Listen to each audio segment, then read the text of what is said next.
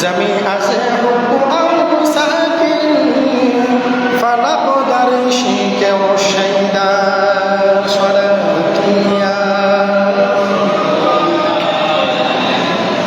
সালামুয়া হাবিব হুয়াল হাবিবুল্লাযী তুরজা শাফাআতুহু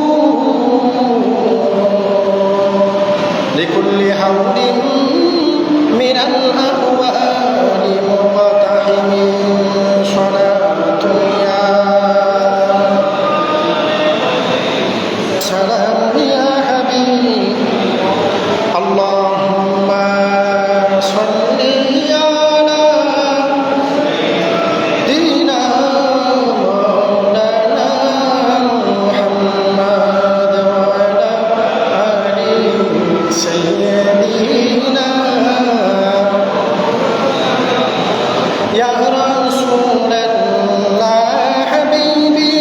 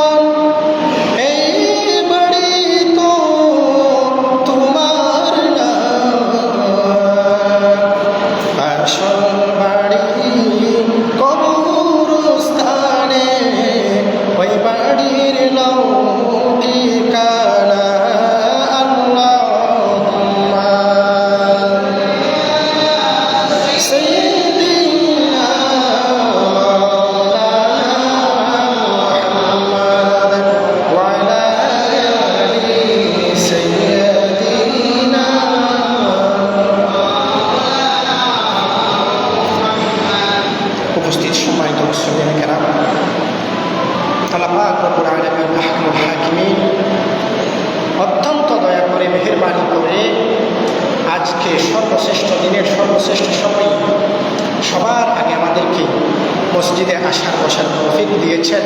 শুকরিয়ার্থে সেই রবের দরবারে মহব্বতে একবার পড়ি আলহামদুলিল্লাহ। সাথে সাথে লক্ষ কোটি দরুদ সালাম পেশ করছি আকায়ে নামেদার দুজাহান কি সরদার হুজুরে কায়নাত হুজুর নূর সাল্লাল্লাহু আলাইহি ওয়াসাল্লামের উম্মত হিসেবে বিনা দরখাস্তে রব্বুল আলামিন আমাদের কবুল করেছেন, মঞ্জুর করেছেন। মহব্বতে আরেকটি পাঠ করি আলহামদুলিল্লাহ। সম্মানিত মুসলিমের কেরাম, আল্লাহ পাক রব্বুল আলামিন আমাদেরকে দুনিয়ায় পাঠিয়েছেন ঠিক। আল্লাহ বলেন, আমি দুনিয়াতে পাঠিয়েছি তোমাদেরকে, যেমন পাঠিয়েছি জীবন দিয়েছি তেমনি আবার মৃত্যু দিব। মৃত্যু যেহেতু দিব, তোমাদেরকে এই জীবন কেন দিয়েছি? আল্লাহ বলেন, আল্লাযী খালাকাল মাউত, আমি সৃষ্টি করেছি মৃত্যু। প্রথমে কিন্তু মৃত্যুর কথা বলেছেন, ওয়াল হায়াত, এরপর বলেছেন আমি জীবন দিয়েছি, হায়াত দিয়েছি কেন? লিয়াবলুয়াকুম আইয়ুকুম আহসানু আমালা, কার আমল সুন্দর, কে সুন্দর মতো আমল করতে পারে, উত্তমভাবে নিখুঁতভাবে আমল করতে পারে, সেটা পরীক্ষা করার জন্য আমি আল্লাহ জীবন দিয়েছি। রব্বুল আলামিন অন্য আয়াতে বলেন, বান্দা আমি তোমাদেরকে দুনিয়াতে কেন পাঠিয়েছি? প্রত্যেকটি জিনিস তৈরির পিছনে এক একটা লক্ষ্য উদ্দেশ্য থাকে। আপনারা এই মসজিদ তৈরি করেছেন, মানুষজন আসবে একসাথে বসে আল্লাহর ইবাদত করবে, তার জন্য বাড়ি বানিয়েছেন ওখানে থাকার জন্য। আল্লাহ আমাদেরকে কেন বানিয়েছেন? আল্লাহ আমাদেরকে বানিয়েছেন সেটা আল্লাহ নিজেই বলেন, বিসমিল্লাহির রহমানির রহিম, ওয়া মা খালাকাতুল জিন্না ওয়াল ইনসা ইল্লা লিয়াবুদুন। রব্বুল আলামিন বলেন, আমি পৃথিবীতে দুইটি জাতিকে সৃষ্টি করেছি আমার ইবাদতের জন্য, আমার ইবাদত করার জন্য। তার ভিতর এক জাতি হচ্ছে ইনসান, ইনসান মানে হচ্ছে মানুষ, আপনি আমি। আরেক জাতি হচ্ছে জিন জাতি, তারাও আল্লাহর ইবাদতের জন্য আল্লাহ সৃষ্টি করেছেন, আমাদেরকেও আল্লাহর ইবাদতের জন্য সৃষ্টি করেছেন। এখন প্রশ্ন রাখতে পারেন, হুজুর আমরা যদি শুধু ইবাদত করি তাদের রিজিক কোথায় পাবো? আল্লাহর নবী বলেন, আমার উম্মতের ভোরে ঘুম থেকে ওঠা থেকে শুরু করে, ফজরের আযান শুনে ঘুম থেকে ওঠা থেকে শুরু করে রাতে ঘুম যাওয়া পর্যন্ত ঘুম এটাও ইবাদত। জোরে বলুন সুবহানাল্লাহ। আল্লাহ পাক রব্বুল আলামিন তার হাবিব বলেছেন, ইমানদারের প্রত্যেকটি কাজ হচ্ছে ইবাদত। আপনি ইবাদত কেমন করে করবেন? আল্লাহ পাক রব্বুল আলামিন মসজিদের মাইকে ফজরের আযান হয়েছে, আপনি নামাজে আসবেন, এরপর নামাজ শেষ করে আপনি একটু চা খাবেন, নাস্তা করবেন, তারপর জমিনে চলে যাবেন, ব্যবসায় চলে যাবেন। এখন তো আমাদের সমাজে এখন এমনও দেখা যায় ফজরের আযান হচ্ছে কিন্তু ড্রাইভার গাড়ি চালাচ্ছে, ওই যে দোকানে সদাগর দোকানে যাচ্ছে, কাজের মানুষ কাজে যাচ্ছে, কিন্তু মসজিদের সামনে দিয়ে যাচ্ছে, মসজিদে যায় না, এমনও চিত্র দেখা যায় আমাদের সমাজে। কিন্তু আল্লাহ বলেন, আমি তোমাদেরকে ইবাদতের জন্য সৃষ্টি করেছি। ইমানদারের প্রত্যেকটি কাজ আল্লাহর কাছে ইবাদত। আপনি ঘুমাইছেন, ঘুম থেকে উঠে আপনি নামাজ পড়েন, নামাজ পড়ার পর বিসমিল্লাহ বলে ব্যবসা বাণিজ্যে চলে যান, আপনি ব্যবসা করেন বিসমিল্লাহ বলে, হক হালাল ভাবে, সেটাও ইবাদত। আপনি খেত খামারে কাজ করেন, সেটাও ইবাদত। সব কিছু ইবাদত। আল্লাহ পাক রব্বুল আলামিনের হাবিব আমাদেরকে প্রত্যেকটি কিছু শিক্ষা দিয়েছেন। শুধু তা নয়, কীভাবে ঘুমাবেন, কোন কাত হয়ে ঘুমাবেন, কী দোয়া পড়বেন, এটাও শিক্ষা দিয়েছেন। কীভাবে খাবেন, কী দোয়া পড়ে খাবেন, সেটাও শিক্ষা দিয়েছে। তেমনিভাবে কীভাবে বাথরুমে যাবেন, সেটা পর্যন্ত আল্লাহর নবী আমাদেরকে শিক্ষা দিয়েছে। এই জন্য আল্লাহ বলেন, আমি ইবাদতের জন্য সৃষ্টি করেছি। ইমানদারের প্রত্যেকটি কাজ হচ্ছে ইবাদত। আল্লাহ পাক রব্বুল আলামিন আমাদেরকে ইবাদতের জন্য সৃষ্টি করেছেন। তাহলে ইবাদত করার জন্য আমরা তো অফার খুঁজি মোবাইলে ঢোকানোর জন্য, এমবি মিনিট এগুলোর অফার খুঁজি, কেন? ওই মোবাইলে ঢোকানোর জন্য। কিন্তু আল্লাহ যে আমাদের জন্য কত বড় অফার রেখে দিয়েছে, আমরা ওই অফার তালাশ করি না। আল্লাহ পাক রব্বুল আলামিনের হাবিব বলেন, মাসের মধ্যে রমজান মাস যেভাবে সর্বশ্রেষ্ঠ মাস, রাতের মধ্যে লাইলাতুল কদরের রাত যেভাবে সর্বশ্রেষ্ঠ রাত, ঠিক তেমনি আল্লাহ আমার উম্মতের জন্য সর্বশ্রেষ্ঠ একটি দিন দিয়েছে। লাইলাতুল কদর যেমন গুরুত্বপূর্ণ রাত, রমজান মাস যেমন গুরুত্বপূর্ণ মাস, ঠিক তেমনি একটি দিনও রয়েছে সর্বশ্রেষ্ঠ দিন। সেটা আল্লাহ নবী হাদিসে পাকের মধ্যে ইরশাদ করেন, সেটি হচ্ছে জুমার দিন। এই দিন কি হয়েছে? আল্লাহ পাক রব্বুল আলামিন হযরত আদম আলাইহিস সালামকে সৃষ্টি করিয়েছেন। নবীজি বলেন, এ আমার উম্মত, আল্লাহ পাক রব্বুল আলামিন তোমাদেরকে ইবাদত করার জন্য দুনিয়াতে পাঠিয়েছে। যেমনি করে দুনিয়াতে ইবাদতের জন্য পাঠিয়েছে, ঠিক তেমনি তোমাদের জন্য কতগুলো ইবাদত করার জন্য দিন রাত অফার হিসেবে নির্দিষ্ট করে দিয়েছে। আমল করবেন অল্প, সওয়াব পাবেন বেশি। রমজান মাসে একটি ফরজ ইবাদত করলে 70টি ফরজ ইবাদতের সওয়াব। ঠিক তেমনিভাবে লাইলাতুল কদর রাতে ইবাদত করলে 1000 বছরের সর্বশ্রেষ্ঠ রাতের সওয়াব। ঠিক তেমনি আল্লাহর নবী বলেন, তোমাদেরকে একটি দিন দেওয়া হয়েছে, দিন, যে দিনটার নাম হচ্ছে জুমার দিন। এই দিন তোমাদের জন্য সর্বশ্রেষ্ঠ দিন। ইয়া রাসূলুল্লাহ, কেন সর্বশ্রেষ্ঠ? আল্লাহর নবী বলেন, ফিহি খুলিকা আদম, এই দিন আল্লাহ আদম আলাইহিস সালামকে সৃষ্টি করেছেন। মনে রাখবেন কথাগুলো। তাহলে আদম আলাইহিস সালামকে কোন দিন সৃষ্টি করেছেন? জুমার দিন। এরপর বলেন, উদাখিলাল জান্নাহ, আদম আলাইহিস সালামকে জান্নাতে যেদিন প্রবেশ করিয়েছেন সেদিনটিও ছিল জুমার দিন। এরপর বলেন, আদম আলাইহিস সালামকে আল্লাহ পাক রব্বুল আলামিন জান্নাত থেকে যেদিন বের করে দিয়েছেন সেদিনটাও ছিল জুমার দিন। শুধু তা নয়, আদম আলাইহিস সালামের ইন্তেকাল যেদিন হয়েছিল সেদিনটাও ছিল জুমার দিন। তারপর পৃথিবীর মধ্যে হযরত ইসরাফিল আলাইহিস সালাম সিংহায় যেদিন ফুঁক দিবেন, কিয়ামত যেদিন কায়েম হবে সেদিনটাও হচ্ছে জুমার দিন। জুমার দিন যেহেতু এত কিছু রয়েছে, আল্লাহর নবী বলেন, উম্মত, ওই জুমার দিনটা তোমাদের জন্য অত্যন্ত গুরুত্বপূর্ণ দিন। শুধু তা নয়, আল্লাহর নবী হাদিসে পাকের মধ্যে আরও বলেন, ফাআকসিরু আলাস সালাহ, জুমার দিন যখন তোমাদের মাঝে আসবে তখন আমি নবীর উপর তোমরা অধিক পরিমাণে দরুদ শরীফ পড়ো। এই জন্য দেখেন সমাজে এই যে বৃহস্পতিবার অনেক মসজিদে মিলাদ মাহফিল হয়, শুক্রবার, নবীজি বলেছেন জুমার দিন যখন তোমাদের মাঝে আসবে, জুমার রাত, জুমার দিন, তখন তোমরা আমি নবীর উপর দরুদ শরীফ পড়ো। ঠিক তেমনি আল্লাহর নবী বলেছেন, তোমাদের দরুদ শরীফ আমার দরবারে উপস্থিত করা হয়। তো সাহাবায়ে কেরাম জিজ্ঞেস করলেন, ইয়া রাসূলুল্লাহ, আপনি যখন হায়াতি জিন্দেগির মধ্যে আছেন, আমাদের সামনে আছেন, এখন আপনার সামনে উপস্থিত করা হচ্ছে সেটা বুঝছি, কিন্তু যখন আপনি, আল্লাহ তো বলেছেন কুল্লু নাফসিন যায়কাতুল মাউত, প্রত্যেক কিছু স্থানান্তরিত হবে, ইন্তেকাল হবে। যখন আপনি আমাদের থেকে পর্দা করবেন তখন কি হবে? তখন আল্লাহ নবী বলেন, হায়াতি খায়রুল লাকুম মামাতি খায়রুল লাকুম। সাহাবায়ে কেরাম, হে উম্মত, আমি দুনিয়াতে থাকাটাও তোমাদের জন্য উত্তম, আমি দুনিয়া থেকে চলে যাওয়াটাও তোমাদের জন্য উত্তম। শুধু তা নয়, আল্লাহ পাক রব্বুল আলামিন ইন্নাল্লাহা হারামা আলাল আরদি আন তা'কুলা আজসাদাল আমবিয়া, এই জমিনের জন্য হারাম করে দিয়েছে। আমি বলি নয়, আদম থেকে ঈসা রুহুল্লাহ পর্যন্ত যত নবী এসেছেন, মাটির জন্য হারাম। জুড়ে বলুন সুবহানাল্লাহ। কোন নবী কবর রওজা পাকের মধ্যে যাওয়ার পর মাটি স্পর্শ করতে পারবে না। সকল নবী আপন আপন রওজা মোবারকের মধ্যে জিন্দা। এই জন্য রব্বুল আল্লাহর হাবিব বলেন, তোমরা আমার উপর অধিক পরিমাণে দরুদ শরীফ পড়ো, তোমাদের দরুদ শরীফ আমার দরবারে পেশ করা হয়। নবীজি আরও বলেন, উম্মত জুমার দিন যখন তোমাদের মাঝে আসবে, তোমরা খুব তাড়াতাড়ি ঘুম থেকে উঠে যাও। ঘুম থেকে উঠে তোমরা গোসল করো, গোসল করে সুন্দর জামা কাপড় পরো, আদর সুগন্ধি লাগাও, হেঁটে হেঁটে মসজিদে চলে যাও। মসজিদে গিয়ে সামনের কাতারে বসো, খতিব সাহেবের ইমাম সাহেবের আলোচনা শ্রবণ করো। নবীজি কি বলেছেন? প্রথম কাতারে বসতে বলেছেন। কেন?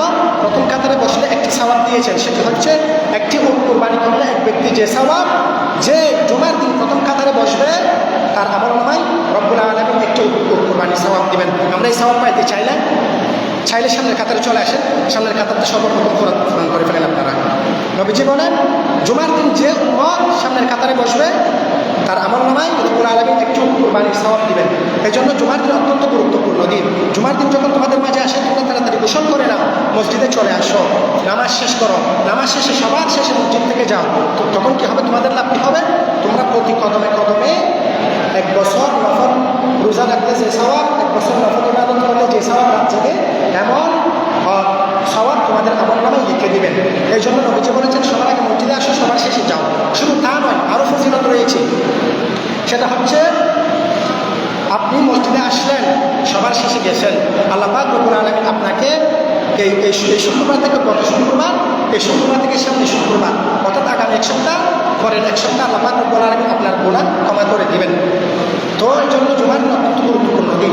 এই দিন সম্পর্কে রব্বুল আলামিন আহকামুল হাকিমিন পবিত্র কালামুল্লাহ শরীফের মধ্যে ঘোষণা দিচ্ছেন, বিসমিল্লাহির রহমানির রহিম, ইয়া আইয়ুহাল্লাযীনা আমানু ইযা নুদিয়া লিস-সালাহ।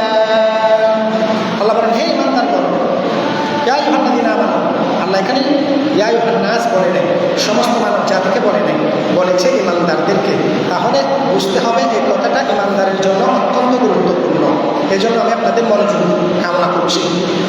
বলেন, ইয়া আইয়ুহাল্লাযীনা আমানু, হে ঈমানদারগণ, ইযা নুদিয়া লিস-সালাতি মিন ইয়াউমিল জুমআহ।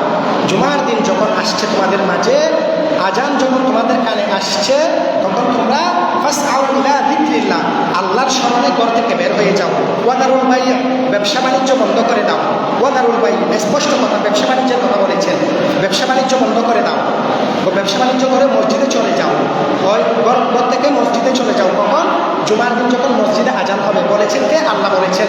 এই জন্য জুমার দিন অত্যন্ত গুরুত্বপূর্ণ দিন। আল্লাহ পাক রব্বুল আলামিন ঈমানদারদেরকে বলেন, যখন জুমার দিন আসবে তখন তোমরা মসজিদে চলে আসো, সব কিছু বন্ধ করে দাও, ব্যবসা বাণিজ্য বন্ধ করে দাও। আল্লাহ পাক রব্বুল আলামিন আমাদেরকে আমল করার তৌফিক দান করুন, আমিন। সম্মানিত হাজরিন, আমি আজকে যে বিষয়বস্তু নির্ধারণ করেছি সেই বিষয়বস্তুটা হচ্ছে মাউত। যেহেতু আল্লাহ বলেন, আল্লাযী খালাকাল মাউত, মৃত্যু। আল্লাহ পাক রব্বুল আলামিন বলেন, আমি মৃত্যুকে প্রথমে সৃষ্টি করেছি। কেন? আমি প্রথমে, তোমরা ছিলে মৃত। আল্লাহ পাক রব্বুল আলামিন আহকামুল হাকিম পবিত্র কালামুল্লাহ শরীফের মধ্যে বলেন, বিসমিল্লাহির রহমানির রহিম, কাইফা তাকফুরুনা বিল্লাহ। তোমরা কিভাবে আমাকে অস্বীকার করো, আমার নফরমানি করো। আমি তো তোমাদেরকে বলেছি, যখন জুমার দিন আসবে, আজান যখন শুনবে, তোমরা মসজিদে চলে আসো। আমি তোমাদেরকে এই কথা বলেছি। এই কথা আমি কোরআনে বলার পরে তোমরা কিভাবে অস্বীকার করো? কাইফা তাকফুরুনা বিল্লাহ। তারা আল্লাহকে কিভাবে স্বীকার করে? ওয়া কুনতুম আমওয়াতা, অথচ তারা ছিল নিষ্প্রাণ, মৃত। তারা নিষ্প্রাণ ছিল, তাদের প্রাণ ছিল না। ফাআহইয়াকুম, আমি আল্লাহ তাদেরকে জীবন দিয়েছি। জীবন তো দিয়েছি, আবারও মৃত্যু দিব। কাইফা তাকফুরুনা আমওয়াতা ফাআহইয়াকুম সুম্মা ইউমীতুকুম, আবারও মৃত্যু দিব। সুম্মা ইউমীতুকুম সুম্মা ইউহয়িকুম, আবারও জীবিত করব। এখানে খেয়াল রাখবেন, দুটি জীবনের কথা বলা হয়েছে, দুটি মৃত্যুর কথা বলা হয়েছে। মৃত্যুর কথা আগে বলা হয়েছে। আল্লাহ বলেন, তারা মৃত্যু ছিল, কখন ছিল? আলমে আরওয়ার মধ্যে। আলমে আরওয়ার মধ্যে মৃত্যু ছিল। আমি তাদেরকে সেখান থেকে তাদের বাবার পেটে দিয়েছি, পেটে, বাবার পেট থেকে আমি তাদের মায়ের পেটে দিয়েছি, রেহেমে। মায়ের পেটে যখন দিয়েছি, সুম্মা খালাকনাল নুতফাতা আলাকাতান ফাখালাকনাল আলাকাতা মুদঘা, তারা সেখানে ছিল শুক্রাণু, পানি। এখান থেকে আমি আল্লাহ তাদেরকে রক্ত করেছি, জমাট রক্ত করেছি। রব্বুল আলামিন বলেন, তারা ছিল শুক্রাণু, পানি। আমি সেখান থেকে তাদেরকে প্রথমে রক্ত করেছি, রক্ত থেকে জমাট রক্ত করেছি, জমাট রক্ত থেকে তাদেরকে মাংস দ্বারা আবৃত করেছি, মাংসের উপরে আবার হাড্ডি দিয়েছি, হাড্ডির উপরে আবারও মাংস দিয়েছি। এই কাজগুলো মায়ের পেটে করতে সময় লাগে 4 মাস 10 দিন। 4 মাস 10 দিন যেদিন হয়ে গেল, আল্লাহ পাক রব্বুল আলামিন সেদিন মায়ের পেটে একজন ফেরেশতা পাঠিয়েছেন। একজন ফেরেশতা পাঠিয়ে বলেন, যাও যাও আমার অমুক বান্দাকে তুমি প্রাণ দিয়ে আসো। এই জন্য মেডিকেল সায়েন্স করে মায়ের পেটে, মায়ের গর্ভে সন্তান যখন 4 মাস 10 দিন হয় তখন নড়াচড়া করে, এর আগে করে না। আল্লাহ পাক রব্বুল আলামিন বলেন, আমি তোমাদেরকে সেখানে একজন ফেরেশতা পাঠিয়ে প্রাণ দিয়েছি। 4 মাস 10 দিন যেদিন হয়েছে সেদিন সে প্রাণ নিয়ে আমরা সেখানে কেউ 8 মাস, কেউ 9 মাস, কেউ 10 মাস 10 দিন সেখানে লালিত পালিত হয়েছি। সেখান থেকে 10 মাস 10 দিন পর দুনিয়ার জমিনে এসেছি। দুনিয়ার জমিনে যখন সন্তান ভূমিষ্ঠ হয়, মা বাবার প্রথম হক হচ্ছে ওই সন্তানের ডান কানে আজান দেওয়া, বাম কানে একামত দেওয়া, সুন্দর একটা শরীয়ত সম্মত নাম সিলেক্টেড করা। তারপর হচ্ছে 7 দিন, 14 দিন, 21 দিনের মধ্যে ওই সন্তানের আকিকা করা। এরপর আমরা দুনিয়াতে এসেছি। দুনিয়াতে আসার পর আমরা ছোট থেকে বড় হয়েছি। বড় হওয়ার পর রব্বুল আলামিন আমাদের কাউকে ইঞ্জিনিয়ার, কাউকে ডাক্তার, কাউকে ব্যবসায়ী, কাউকে খতিব বানিয়েছেন। এভাবে আমরা জীবন লালন পালন করেছি। এই জীবন কেন দিয়েছেন? মায়ের পেটে। মায়ের পেটে যেই জীবন দিয়েছে সেই জীবন নিয়ে আমরা দুনিয়াতে এসেছি। ও আল্লাহ, তুমি এই জীবন কেন দিয়েছ? আমাদেরকে কেন সৃষ্টি করেছ? বলে ইবাদতের জন্য সৃষ্টি করেছি। ইমানদারের সব কাজ হচ্ছে ইবাদত। বান্দা, তোমরা ছিলে নিষ্প্রাণ, আমি তোমাদেরকে প্রাণ দিয়েছি। প্রাণ দেওয়ার পর কাইফা তাকফুরুনা বিল্লাহ, তোমরা কিভাবে আমার নফরমানি করো রে বান্দা? তুমি আমার কোন নিয়ামতের স্বীকার করবে? ফাবিআইয়ি আলাই রাব্বিকুমা তুকাযযিবান, বান্দা আমি তোমাকে চোখ দিয়েছি, হাত দিয়েছি, পা দিয়েছি, আকাশ দিয়েছি তোমার জন্য, জমিন দিয়েছি তোমার জন্য, নদী, নানা নক্ষত্র, পাহাড় পর্বত দিয়েছি তোমার জন্য। তুমি কোন নিয়ামতের স্বীকার করবে? তুমি তারপরেও কিভাবে আমারও স্বীকার করো? তুমি ছিলে নিষ্প্রাণ, আমি তোমাকে প্রাণ দিয়েছি। প্রাণ দেওয়ার পর ওই প্রাণ নিয়ে আমরা দুনিয়াতে এসেছি। দুনিয়াতে আসার পর যার হায়াত যতটুকু, আমি কথা একটু সংক্ষেপে বলতেছি, আপনারা বুঝে নেবেন। যার হায়াত যতটুকু, ততটুকুর মধ্যে কেউ 60, 70, 40, 80, 90, যার হায়াত যেখানে, হায়াতের বাজেট যখন শেষ হয়ে যাবে ওই মানুষটি সাকরাতুল মাউত শুরু হবে। আল্লাহ পাক রব্বুল আলামিন আহকামুল হাকিমিন পবিত্র কোরআনে বলেন, বিসমিল্লাহির রহমানির রহিম, ওয়া জাআত সাকরাতুল মাউত বিল হক। বান্দা, সাকরাতুল মাউত বলতে, সাকরাত মানে হচ্ছে যন্ত্রণা, মাউত মানে হচ্ছে মৃত্যু। মৃত্যু যন্ত্রণা যেটা, সেটা বড়ই সত্য, সেটা তোমাদের মাঝে আসবে। মৃত্যু যন্ত্রণা বড় কঠিন, আর সামনে আসতেছে। বলে অজাত সাকরাতুল মাউত বিল হক যালিকা মা কুনতা মিনহু তাহিদ, বলে যা থেকে তোমরা পলায়ন করতে চাও, পলায়ন পর পালিয়ে থাকতে চাও, তোমরা কখনো পালিয়ে থাকতে পারবে না। সাকরাতুল মাউত অবশ্যই তোমাদের কাছে আসবে, তোমরা যেখানেই থাকো না কেন। তোমরা তো চাও সাকরাতুল মাউত থেকে দূরে সরার জন্য মৃত্যু যন্ত্র, কিন্তু সেটা পারবে না। অবশ্যই সাকরাতুল মাউত আসবে, সবাইকে মৃত্যুর স্বাদ গ্রহণ করতে হবে। এই জন্য আল্লাহ বলেন, কুল্লু নাফসিন যায়িকাতুল মাউত, এই মাউত সবার কাছে যাবে। প্রত্যেক প্রাণী মরণশীল, আমাদের সবাইকে একদিন কবরে যাইতে হবে। কিন্তু আজকে আমরা, আল্লাহ বলেছেন ওয়াদারুল বাই'a, যখন আজান হবে তোমরা দোকানপাট বন্ধ করে দাও, মসজিদে চলে আসো, ফাসাউ ইলা যিকরিল্লাহ। আমরা আসি না তো মৃত্যু যন্ত্রণা যখন শুরু হবে, ওই যন্ত্রণাটা বড় কঠিন। এই যন্ত্রণার ব্যাখ্যা দিতে গিয়ে অনেকগুলো হাদিস আছে, আমি কয়েকটা হাদিস আপনাদের সম্মুখে বলি। আল্লাহর নবী রাহমাতাল লিল আলামিন বলেছেন, মৃত্যু যন্ত্রণা কেমন সেটা তোমরা জানো কি? মৃত্যুর যন্ত্রণা হবে, একজন জীবিত মানুষকে 300 তলোয়ারের আঘাত করলে ওই মানুষটি যে কষ্ট পাবে, যে যন্ত্রণা ভোগ করবে, মৃত্যুর যন্ত্রণা তার চেয়ে কঠিন। এই জন্য মৃত্যুর যন্ত্রণা বড় সত্য। আল্লাহ পাক রব্বুল আলামিন অন্য আয়াতে বলেন, আইনামা তাকুনু ইউদরিকুমুল মাউত, বান্দা তোমরা যেখানেই থাকো না কেন মৃত্যু তোমাদের কাছে আসবে। ওয়ালাউ কুনতুম ফী বুরুজিম মুশাইয়াদা, আসবে তো আসবে। তুমি যদি মনে করো আমি একটি ঘর তৈরি করবো যেখানে কোনো জানালা দরজা থাকবে না, একদম বাইরের আবহাওয়া আসতে পারবে না, আল্লাহ বলেন মৃত্যু সেখানেও যাবে, আজরাইল সেখানেও যাবে, তোমার জান কবজ করবে। এই জন্য মৃত্যু যন্ত্রণা বড় কঠিন। আল্লাহর নবী রাহমাতাল লিল আলামিন ইন্তেকালের 4-5 দিন আগে শোয়া ছিলেন, মা আয়েশা সিদ্দিকা পাশে বসেছিলেন। পাশে বসা অবস্থায় মা আয়েশা বলেন, আল্লাহর নবী হাত এটা একবার এভাবে বটে ফেলতেছে, আরেকবার ছেড়ে দিচ্ছে, পা একবার এভাবে বটে ফেলতেছে, আরেকবার ছেড়ে দিচ্ছে, বড় যন্ত্রণার মধ্যে আছে, গায়ে জ্বর, আল্লাহর হাবিব অনেক কষ্ট পাচ্ছে, এটাই হচ্ছে সাকরাতুল মাউত। আল্লাহ নবী বলতেছে মা আয়েশাকে, ও আয়েশা, এটাই হচ্ছে সাকরাতুল মাউত, এটা হচ্ছে মৃত্যু যন্ত্রণা, এটা থেকে দুনিয়াতে কেউ রেহাই পাবে না। কুল্লু মান আলাইহা ফান, সব কিছু ফানা হয়ে যাবে, সব কিছু শেষ হয়ে যাবে, কি থাকবে দুনিয়াতে? কিছু থাকবে না। ওয়ায়াবকা ওয়াজহু রাব্বিকা যুল জালালি ওয়াল ইকরাম, তিনি ছিলেন, আল্লাহ ছিলেন, আল্লাহ আছে, আল্লাহ থাকবে, সব কিছু শেষ হয়ে যাবে, সব কিছু শেষ আছে। এই জন্য আমাদের প্রত্যেকের মৃত্যু আছে। নবীজি বলেন, যেদিন ইন্তেকাল করবে সেদিন আল্লাহর নবী হুজুরা মুবারকের মধ্যে বসে আছেন, মাতার পাশে বসে আছেন মা ফাতিমা রাদিয়াল্লাহু তাআলা আনহা। কিছুক্ষণের মধ্যে আল্লাহ আজরাইলকে পাঠাচ্ছে, ও আজরাইল, তুমি আমার নবীর কাছে যাও। ইয়া আল্লাহ, কেন যাব? ইয়া বারি তাআলা। আল্লাহ বলেন, তুমি আমার হাবিবের রূহটা নিয়ে আসো। ও যাবে তো ঠিক, প্রথমে গিয়ে অনুমতি নিবে আমার হাবিব থেকে, আমার বন্ধু থেকে অনুমতি নিবে। আজরাইল আলাইহিস সালাম আসলেন।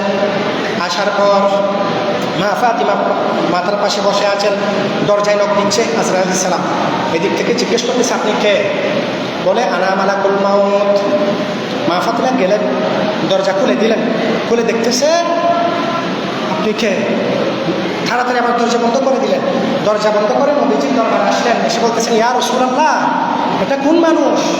এমন মানুষ তো আমি মসজিদে নববীর মধ্যে কোনোদিন দেখি নাই। যে মানুষটির মাথা হচ্ছে আসমানে, পা দুটি হচ্ছে জমিনে, এত ভয়ঙ্কর মানুষ। নবীজি বলেন, ভগবান, এটাই হচ্ছে মালাকুল মাউত, যে কিছুক্ষণের মধ্যে আমার কষ্টকে শেষ করে দিবে। আমি নবী সাকরাতুল মাউতে আছি, কিছুক্ষণের মধ্যে আমার কষ্ট শেষ হবে। এটা হচ্ছে ওই মালাকুল মাউত, যে মালাকুল মাউত কিছুক্ষণের মধ্যে তোমাদেরকে এতিম করে দিবে। মা ফাতিমা এই কথা শোনার পর হাওমাও করে কেঁদে দিলেন। কেঁদে দেওয়ার পর বলে, আজরাইলকে আসতে দাও। দরজা খুলে দিলেন। আজরাইল নবীজির কাছে আসলেন। আসার পর মা ফাতিমা কান্না করতে করতে মসজিদে নববীর সামনে চলে গেলেন। আর এদিকে আজরাইল আলাইহিস সালাম আল্লাহর নবীর দরবারে আসলেন। এসে বলতেছেন, ইয়া রাসূলুল্লাহ, ইয়া হাবিবাল্লাহ, আল্লাহ আমাকে পাঠিয়েছে আপনি নবীকে নিয়ে যাওয়ার জন্য। নবীজি বলেন, তুমি আমাকে নিয়ে যাবা তো ঠিক, ভালো কথা, জিবরাইল কোথায়? আল্লাহ বলেন, ও জিবরাইল, তুমি কোথায় আছো? যাও যাও, আমার হাবিব তোমাকে খুঁজতেছে, আমার হাবিবের কাছে যাও। জিবরাইলও আসলেন। আসার পর আল্লাহ নবী বলতেছেন, ও জিবরাইল, আমাকে নাকি মালাকুল মাউত নিয়ে যাবে, আমি যেতে প্রস্তুত, যেতে রাজি, কিন্তু আমি যেটা বলতে চাই, আমি তো চলে যাব পৃথিবীর জমিনে, আমার কোটি কোটি গুনাহগার উম্মতকে আমি কীভাবে রেখে যাব? পৃথিবীর জমিনে আমার কোটি কোটি গুনাহগার উম্মত আছে, তাদের দায়ী কে নেবে? তাদের জিম্মাদারি কে নেবে? যাও রব্বে কারিমের কাছে জিজ্ঞেস করো। জিবরাইল আলাইহিস সালাম আল্লাহর দরবারে গেলেন। বলতেছেন, ইয়া বারি তাআলা। নবীজি বললেন, ঘটনা অনেক লম্বা, আমি শুনতে বলে দিয়েছি। নবীজি বললেন, তার গুনাহগার উম্মতের জিম্মাদারি কে হবেন? আল্লাহ বলেন, যাও আমার নবীকে সুসংবাদ দাও, তার গুনাহগার উম্মতের জিম্মাদারি স্বয়ং আমি রব্বুল আলামিন নিয়ে নিলাম। জোরে বলুন সুবহানাল্লাহ। নবীজি কেমন দরদি, নবীজি কেমন দরদি। এদিকে নবীজির সাকরাতুল মাউত চলতেছে, ওই মুহূর্তেও নবীজি উম্মতের কথা বলে নাই। এই জন্য শায়ের বলেন, উম্মতের দরদি তুমি, তোমার প্রেমে পাগল আমি, জন্ম আমার নবী অনেক দূরে, জন্ম আমার নবী বাংলাদেশে, রেখেছ আমায় পাগল করে, রাসূল তোমায় ভালোবাসি, বলো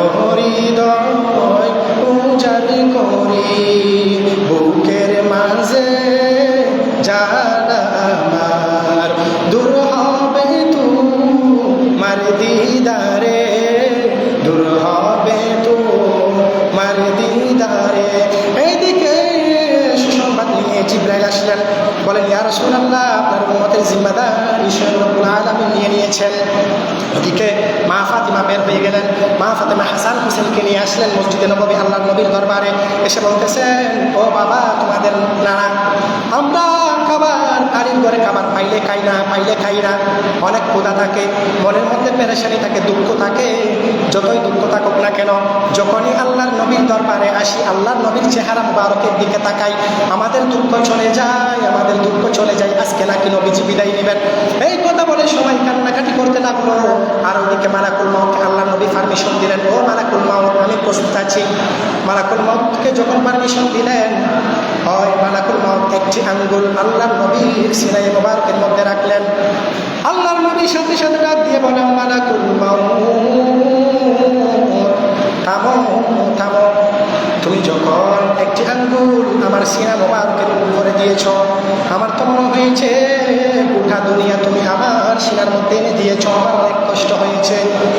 আমার যদি কষ্ট হয়, আমার উম্মতের কি অবস্থা হবে? এগুলো হচ্ছে সব হিকমত, বুঝে নেবেন। এগুলো আল্লাহ নবীর মর্যাদা বৃদ্ধি করার জন্য এগুলো হচ্ছে। বলে, ইয়া রাসূলুল্লাহ, আপনার উম্মতের কি অবস্থা হবে? আপনার উম্মতের অবস্থা হবে, একটি কাটা গাছকে যদি রগে রগে ফুটিয়ে দেওয়া হয়, এটা যখন স্থির থাকবে তখন ঠিক থাকবে, যখন একটু নড়াছড়া করবে তখন যন্ত্রণা বেড়ে চলে মানুষের। ওই যে একটি জীবন্ত ছাগল বকরিকে যদি জীবন্ত অবস্থায় চামড়া তুলে নেওয়া হয়, ওই ছাগলের যে কষ্ট হয় তার চেয়ে বেশি আপনার উম্মতের কষ্ট হবে। বলে, ও আজরাইল, আমার উম্মত এই কষ্ট সহ্য করতে পারবে না। বলে, ইয়া রাসূলুল্লাহ, তাহলে কি হবে? বলে, আমার উম্মত এই কষ্ট সহ্য করতে পারবে না। আমার উম্মতের জান যেদিন কবজ করবা, সেদিন আমি নবীকে বলবা, আমি নবী সহ যাব। আমি নবী তাকে হাউজে কাউসারের পেয়ারা নিয়ে তার সামনে যাব। তখন তুমি আমিরকে সহ নিয়ে আরও কী করবা জানো নি? আমি আপনাদেরকে বোঝার জন্য একটা উদাহরণ দিই। এই যে একটা ফুল কাদা, এখানে অনেকগুলো ঘাস, এখানে যদি আপনার একটি কাপড় ছিলারও সুইচ পড়ে যায়, আপনি ওটা কীভাবে তুলবেন? ওটা হাত দিয়ে পাবেন না, ওটা তোলার জন্য চুম্বক লাগবে, চুম্বক দিলে সাথে সাথে চলে আসবে। ঠিক তেমনই আল্লাহর নবী বলেন, আমার উম্মতের জান যেদিন কবজ করবা নিবা, সেদিন আমার সবজে গুম্বদের ওই যে রওজা মুবারকের নকশা, ওই নকশাটা নিয়ে আমার উম্মতের সামনে ধরবা। ওই নকশা দেখতে দেখতে নকশার মাধ্যমে আমার উম্মতের জান কবজ করবা। চলে বলুন সুবহানাল্লাহ। তাহলে কেমন করে উম্মতের জান কবজ করতে বলেছেন? ওই যে নবীজির রওজা মুবারকের নকশা চোখের সামনে এসে এটার মাধ্যমে ছবি দিয়ে জান নিতে বলেছেন। এই জন্য দেখেন, আলেমরা ইন্তেকাল করলে বা অনেক ইমানদাররা ইন্তেকাল করলে তাদের জান যায় চুল দিয়ে, চুল খোলা থাকে, এই জন্য চুল দিয়ে। তারা কেমন করে বলে, এমনভাবে ইন্তেকাল করবে যেন ছোট শিশু মায়ের বুকে যেভাবে ঘুমায় ঠিক তেমনিভাবে ইন্তেকাল করবে। তো এরকম মৃত্যু ইমানদারের হবে। কিন্তু বেঈমানের মৃত্যু কেমন হবে? বেঈমানের মৃত্যু হবে বড় ভয়ঙ্কর। এই জন্য আমরা সবাই চাই আমাদের ইন্তেকাল যখন হবে, নবীজি আমাদের সামনে আসুন, নবীজির রওজা মুবারকের নকশা দ্বারা আমাদের জান চলে যায়। আমরা সেটা সবাই চাই, কিন্তু আমরা নবীর ঠিক মতো খাঁটি উম্মত হতে পারতেছি না। সেটা হচ্ছে আমাদের দুর্ভাগ্য। এই জন্য শায়ের বলেন, মতের তুফান আসিবে যখন নবীজি আমরার দয়া করে দেখাইয়েন চেহারায় আনোয়ার নবীজি। আল্লাহ আল্লাহ আল্লাহু ইল্লাহু আল্লাহ আল্লাহ লা ইলাহা। আপনাকে দেখলে নবীজি দুজক হয় হারাম, মরণে কালে দেখা দিয়েন হাবিব দু জাহান নবীজি। আল্লাহ আল্লাহ আল্লাহু আল্লাহ আল্লাহ আল্লাহু লা ইলাহা।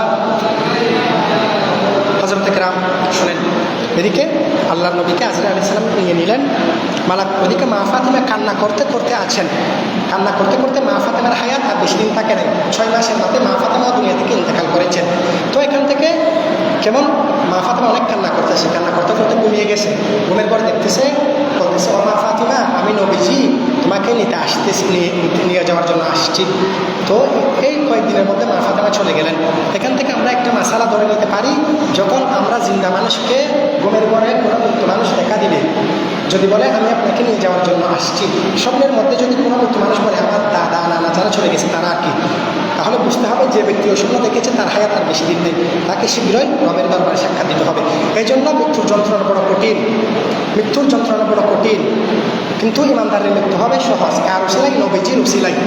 তো আল্লাহ বলেন আমি তোমাদেরকে জীবন দিয়েছি, আবারও মৃত্যু দিব। এই মৃত্যু এটা হয়ে যাবে, কুল্লু নাফসিন যায়কাতুল মাউত। এরপর কি? কাইফা তাকফুরুনা বিল্লাহি ওয়া কুনতুম আমওয়াতা, তোমরা ছিলে মৃত, আমি তোমাদেরকে প্রাণ দিয়েছি, জান দিয়েছি। যে জান মায়ের পেটে দিয়েছে সেই জান নিয়ে আমরা দুনিয়াতে এসেছি। আসার পর আমাদের হায়াতের বাজেট যেদিন শেষ হয়ে গেছে সেদিন আমাদের ইন্তেকাল হয়ে যাবে, আমরা কবরে চলে যাব। কবরে চলে যাওয়ার পর কবরে যখন রাখবে আত্মীয় স্বজন সবাই সব মায়া ত্যাগ দিয়ে কবরে রেখে আসবে। কবরে রেখে ওই যে আপনার জাফিয়ে দেওয়ার পর সবাই যখন 40 কদম হেঁটে চলে আসবে, যেই সন্তানের জন্য আপনি এত ত্যাগ স্বীকার করেছেন, এত কষ্ট করেছেন, ওই সন্তান আপনার কবরে যাবে না, ওই স্ত্রী আপনার কবরে যাবে না, কবরে যাবে মাত্র নবীজি। সবাই যখন চলে আসবে, আল্লাহর নবী বলেন ওই কবরের মধ্যে 2 জন ফেরেশতা আসবে, তাদের গায়ের রং হবে কালো, চোখ হবে নীল। তারা আসবে, এসে ময়ূরকে জীবন দিবে। তাহলে আমরা প্রথমে ছিলাম মৃত্যু আলমে আরওয়াহ মধ্যে, সেখান থেকে মায়ের পেটে এনে আল্লাহ আমাদেরকে জীবন দিয়েছে, সেই জীবন নিয়ে আমরা দুনিয়াতে এসেছি। এরপর কবরে গিয়েছে, আরেকটা জীবন দিয়েছে। এখন আর কোনো মৃত্যু নেই, এখন এই জীবন নিয়ে আপনি থেকে যাবেন। আপনাকে বসাবে, যদি আপনি আশিক রাসূল হন, কাটি নবীর প্রেমিক হয়ে থাকেন, মুনকার নাকির কবরে আসার আগে আল্লাহর নবী আপনার কবরে চলে আসবে। এই জন্য আশিক করেন মুনকার নাকিরের আগে যাবে যে কবরে, এমনই দরদি মদিনা শহরে। আমার প্রিয় ভাইয়েরা, বাবারা, গভীর মনোযোগ। মুনকার নাকির বসাবে, জান দিবে। জান দেওয়ার পর প্রথম প্রশ্ন আমার প্রভু কার? এটার উত্তর সবাই দিতে পারে, রব্বি আল্লাহ, রব্বি আল্লাহ, আমাদের প্রভু আল্লাহ। কিন্তু মান দিনুকা, দিনুল ইসলাম। এরপর যে প্রশ্নটা হবে সেটা হচ্ছে ফাইনাল প্রশ্ন। প্রথম স্বামীর দ্বিতীয় স্বামীর চলে গেছে, এখন হচ্ছে বার্ষিক। এখন এটা প্রশ্নটা কি? এটা হচ্ছে ওই কবরে আল্লাহর নবী উপস্থিত হবেন সশরীরে। মুনকার নাকির আল্লাহর নবী দিকে আঙ্গুল দিয়ে বলবেন, মা কুনতা তাকুলু ফি হাক্কি হাযা রাজুল, এই যে এখানে একজন নূরানী ব্যক্তি বসে রয়েছে, তার সম্পর্কে তুমি দুনিয়াতে কি ধারণা করতে? তখন যারা ইমানদার, ইমান নিয়ে দুনিয়া থেকে গেছে, তারা বলবে আশহাদু আল্লা ইলাহা ইল্লাল্লাহু ওয়া আন্না মুহাম্মাদার রাসূলুল্লাহ। ইনি তো সেই নবী, যেই নবী বলে বলে আমি দুনিয়াতে কাটিয়ে দিয়েছি, ইনি তো সেই নবী। ইয়া রাসূলুল্লাহ, সারা জীবন আপনার প্রেমে কুরবানি দিয়েছি, আজ আমি বলবো নাকি আপনি বলবেন? নবীজি বলেন এটা আমার উম্মত। আলা হযরতের ভাষায় আলা হযরত বলেন, আপনি মাওলাকা প্যারা হামারা নবী, দোনো আলম কা দুলহা হামারা নবী, सबसे आला नबी, सबसे बाला हमारा नबी। তাহলে এরপর আল্লাহ পাক রব্বুল আলামিন ফেরেশতাকে বলবেন, ও ফেরেশতা, এই ব্যক্তি তো আমার নবীকে চিনেছে, এবার তুমি তাকে জান্নাতের পোশাক পরিধান করিয়ে দাও, জান্নাতি বিছানা বিছিয়ে দাও, তার কবরের মধ্যে জান্নাতি খাবার এনে দাও, তার কবরকে প্রশস্ত করে দাও, অন্ধকার কবরকে আলোকিত করে দাও। কিন্তু যে দিতে পারবে না, ইমান নিয়ে দুনিয়া থেকে যাইতে পারবে না, সে কিন্তু তাকে জাহান্নামের শিকল দিয়ে আগুনে ফেলে দিবে। এরপর আর কোনো মৃত্যু নেই। যারা জান্নাতে গেছে তারা বারাবদরা পেয়েছে, কুল্লু নাফসিন যায়কাতুল মাউত ওয়া ইন্নামা তুওয়াফফাউনা উজুরাকুম ইয়াওমাল কিয়ামাহ। উজুরাকুম মানে হচ্ছে বদলা, বালা বদলা দিয়েছে। যারা দুনিয়াতে আল্লাহ নবীকে অনুসরণ করে চলেছে তাদেরকে বালা বদলা দিয়েছে, তারা জান্নাতে গিয়েছে। আর ফামান যুহজিহা আনিন নার ওয়া উদখিলাল জান্নাতা ফাকাদ ফাজ, তারা সফলকাম হয়েছে। আর যারা জাহান্নামে গিয়েছে তাদের জীবনটাই দুর্ভোগ, তাদের আখিরাতও ধ্বংস, দুনিয়াও ধ্বংস, দুনিয়াও শেষ আখিরাতও শেষ।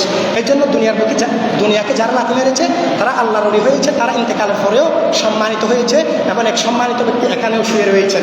এই জন্য আজকে ওনারা ইন্তেকালের পরে আমরা ওনাদেরকে স্মরণ করি, দোয়া করি ওনাদের জন্য। এই জন্য ইমানদারের বড় দাম। তো যদি ইমানের উপর অটল থাকতে হয় তাহলে কি করতে হবে? একদিন আল্লাহর একজন ওলি ছিলেন যার নাম বাইজিদ বুস্তামি। একজন ইহুদি একটি ছাগল ছড়াচ্ছেন, ছাগল যখন ছড়াচ্ছেন ওখানে বাইজিদ বুস্তামি আছেন। বলছে, ও বাইজিদ, তোমার মুখেও দাড়ি দেখতেছি, আমার ছাগলের মুখেও দাড়ি দেখতেছি, দাড়ি কোনগুলো দামি? আমি আপনি হলে রেগে যেতাম, কিন্তু উনি কি হিকমত নিয়ে উত্তর দিয়েছেন দেখেন। উনি বলতেছেন যে একটা কথা মনে রাখবেন, আমি যদি ইমান নিয়ে দুনিয়া থেকে যাইতে পারি তাহলে আমার দাড়ি দামি, আর আমি যদি ইমান নিয়ে দুনিয়া থেকে যাইতে পারি না, বেঈমান হয়ে যাই, তাহলে আপনার ছাগলের দাড়ি দামি। তাহলে ইমানের বড় দাম। এই জন্য ইমানের উপর অটল থাকতে হলে নবীজি কি বলেছেন? আকসিরু যিকরা হাদিমিল লাযযাতিল মাউত, তোমরা অধিক পরিমাণে মৃত্যুকে স্মরণ করো, মৃত্যুকে অধিক পরিমাণে স্মরণ করো। মা এসে জিজ্ঞেস করলেন, ইয়া রাসূলুল্লাহ, আপনার উম্মতের মধ্যে কি কেউ শহীদ না হয়েও শাহাদাতের মর্যাদা পাবে? বলে হ্যাঁ পাবে। বলে ইয়া রাসূলুল্লাহ, তারা কারা? বলে যারা দৈনিক কমপক্ষে 20 বার মৃত্যুর কথা স্মরণ করবে, তারা যেদিন ইন্তেকাল করবে আল্লাহ পাক রব্বুল আলামিন তাদেরকে শাহাদাতের মর্যাদা দিবেন। জোরে বলুন সুবহানাল্লাহ। এই জন্য দৈনিক 20 বার যে ব্যক্তি মৃত্যুর কথা স্মরণ করতে পারে সে কোনোদিন বেনামাজি থাকে না। বেনামাজি নামাজি হয়ে যায়, বেহায়া বা হায়া হয়ে যায়, আদব হয়ে যায়। এই জন্য মৃত্যুর কথা অধিক পরিমাণে স্মরণ করতে হবে। আল্লাহর নবী আমাদের জন্য শাফাআত করবেন যদি আমরা ঈমান নিয়ে যেতে পারি। ঈমানের বড় দাম। আল্লাহ পাক রব্বুল আলামিন আমাদের প্রত্যেককে বোঝার তৌফিক দান করুন। তাহলে আমি প্রথমে বলেছিলাম আল্লাহ আমাদেরকে ইবাদত করার জন্য সৃষ্টি করেছেন। তো আজকে জুমার দিন, এটা হচ্ছে ইবাদতের জন্য স্পেশাল দিন। আমরা তারপরে আল্লাহর কথা, আল্লাহর নবীর কথা শুনতেছি না, মানতেছি না, মসজিদে আসতেছি না। সেজন্য আল্লাহ বলে কাইফা তাকফুরুনা বিল্লাহ, তারা কীভাবে আমার কথাকে অস্বীকার করে? তারা ছিল নিষ্প্রাণ, আমি তাদেরকে মায়ের পেটে এনে জীবন দিয়েছি, সেখান থেকে দুনিয়াতে পাঠিয়েছি, আবারও কবরে যাইতে হবে, আবারও মৃত্যু দেবো, মৃত্যুর পর আবারও জীবিত করবো, তারপর সব কিছুর হিসাব নিকাশ আমাকে দিতে হবে। এই জন্য আল্লাহর সামনে আমাদেরকে উপস্থিত হতে হবে। ভয় রাখবেন, জুমার দিন, এটার গুরুত্ব অনেক বেশি, অনেক বেশি। এটা জুমার ফজিলতের উপর যদি আমি আলোচনা করতে যাই কমপক্ষে 2 ঘন্টা লাগবে। এর জন্য সংক্ষেপ মূল কথাগুলো আমি বলেছি। ভাইরা আমার, আজকে যা হয়েছে সামনের জুমাবার থেকে চেষ্টা করবেন সবার আগে মসজিদে আসার জন্য। আসলে অনেকগুলো সওয়াব যেগুলো প্রথমে বলা হয়েছে, আল্লাহ পাক রব্বুল আলামিন আমাদেরকে সঠিক বুঝদান করুন। একটা কথা মনে রাখবেন, নবীজি সাল্লাল্লাহু আলাইহি ওয়াসাল্লাম হায়াতে জিন্দেগি কিছুদিন আগে আখেরি চাহার সোমবার, অর্থাৎ আগামী বুধবার, আখের মানে হচ্ছে শেষ, চার সোমবার মানে হচ্ছে বুধবার। এটা মানে বোঝানো হয়েছে আল্লাহর নবীর জীবনের শেষ বুধবার। আল্লাহর নবী ইন্তেকালের আগে কিছুদিন অসুস্থতা বোধ করেছিলেন। যেদিন একটু সুস্থ হয়েছে সেদিনটা ছিল বুধবার। আল্লাহর নবী সুস্থ হয়ে, আমাদের সমাজে দেখবেন সবাই বলি অমুকের যে অসুখ হয়েছে বাঁচবে না, হঠাৎ করে দেখতেছি হয়তো ব্যক্তিটা কালকে মারা যাবে, কিন্তু আজকে দেখতেছি একটু সুস্থ হচ্ছে, সবাইকে বলি ও আমার ভাই সুস্থ হয়ে গেছে, ইনশাআল্লাহ বাঁচবে।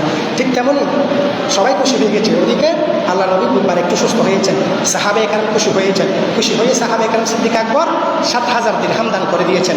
উসমান জিন নুরাইন, ফারুক আজম সবাই দান করতে লাগলেন। কিন্তু এদিকে নবীজি একটু সুস্থ হয়েছেন, সুস্থ হয়ে কোরআনকে উসিলা করে গোসল করেছেন।